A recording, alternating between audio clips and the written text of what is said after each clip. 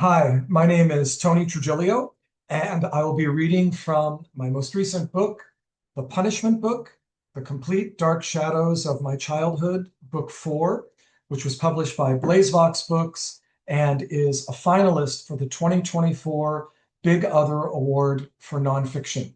My thanks to John Madera and to Big Other. I want to say a few things about the project before I start, just to give a little background for the short segment I'm going to be reading.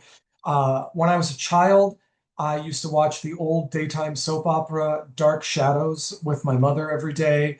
Like every soap opera, it had people falling in love, falling out of love, being incredibly melodramatic.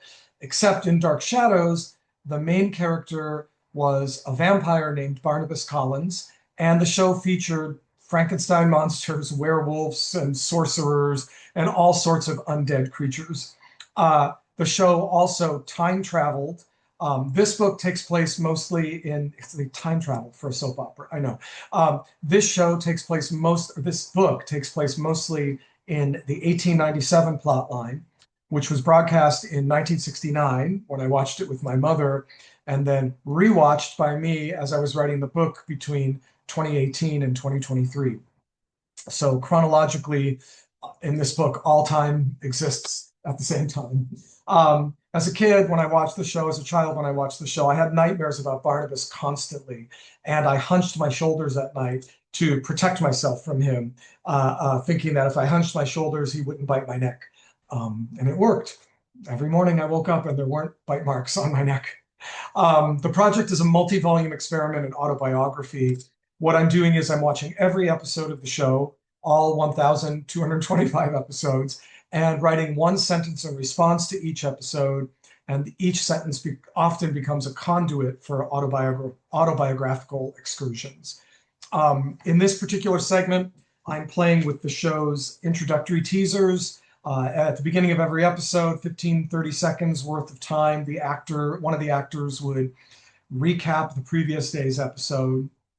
One of the characters in this segment is named Quentin. He was a teen heartthrob on the cover of Teen Beat and 16 magazine quite often. He was also a werewolf. And this particular segment, like I said, like most of the book, takes place in 1897. But one of the characters, a boy that I call Little Jameson, has a dream about his grandson, Little David, that takes place in 1969. And Little David has psychic powers. Of course he does, because it's Dark Shadows. Collinwood in 1897. A boy wakes in terror from a dream. He goes into the bathroom and checks his neck for bite marks and, finding none, returns to bed, hunching his shoulders, unsure his muscles can hold the pose, his only protection against a daytime soap vampire. Collinwood in 1897. A boy wakes in terror from a dream, and suddenly for Barnabas Collins, there is a frightening reminder of the present.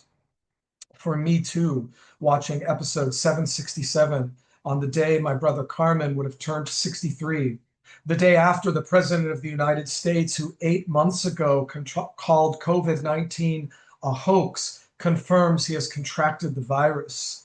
Collinwood in 1897, a boy wakes in terror from a dream, and suddenly for Barnabas Collins, there is a frightening reminder of the present and of his desperate reason for breaking through time and going back into the past. The vampires break through time, inspiring my own backward time travel on my late brother's birthday. Recalling that 5 years after this episode aired, age 8, I wrote a book report for Carmen on Death Be Not Proud. Not John Donne's famous 17th century sonnet, but John Gunther's 1949 memoir of the illness and death of his son Johnny from a brain tumor. Every sinus headache was a calamity for me that November as I read the book for Carmen, thoroughly convinced that I too was destined to die of a brain tumor, a catastrophic scenario so detailed that it included a vision of my own funeral, of Carmen telling the story of the book report, confessing in his eulogy that he couldn't write the paper on his own, that he was so disinterested in his 11th grade English class that he asked his brother, a third grader, to write the paper for him. It earned a D. And at the close of his speech, Carmen would lower his voice soberly and choke through tears his regret. Not a dry eye in the house of my melodramatic childhood goth. His regret that his little brother was, in retrospect, doomed to die from the very ailment he was deceptively writing about. But no matter how scared I was of Johnny Gunther's tumor, the morbid obsessions of my boyhood can be traced, like most of my death anxieties, back to Dark Shadows. Watching episode 767 with my mother 16 days before my third birthday, I was trapped inside little Jameson's terrifying psychedelic dream of his future grandson, little David, the psychic child, celebrating his birthday in 1969 in a bleak dining room lit only by 24 candles, 12 on his birthday cake, 7 on a nearby candelabrum, and 5 burning on the wall.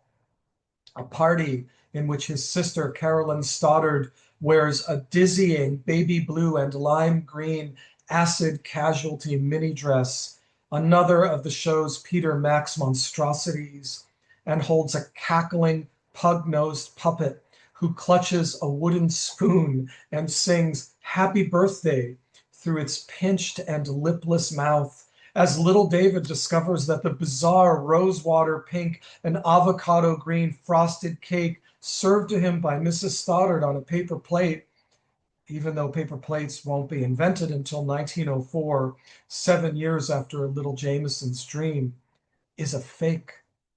It's a make-believe cake, he cries out in the dream, for a make-believe birthday. But little David, as Quentin's mutton-chopped ghost explains, this really isn't a birthday celebration after all. You must make the most of your birthday, David, he says, because it's the last one you'll ever have. When you die, it'll be quick and painless. Why, it'll be over before you know it. Like your life, your short little life. Episode 767, October 2nd and 3rd, 2020.